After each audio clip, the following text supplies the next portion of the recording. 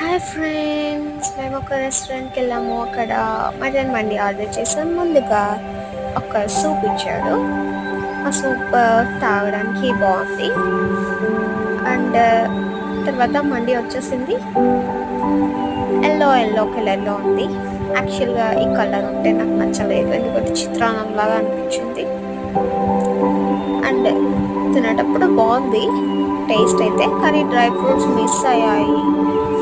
ఓకేలే. అండ్ చాలా బాగుంది, టేస్ట్ అయితే బాగుంది.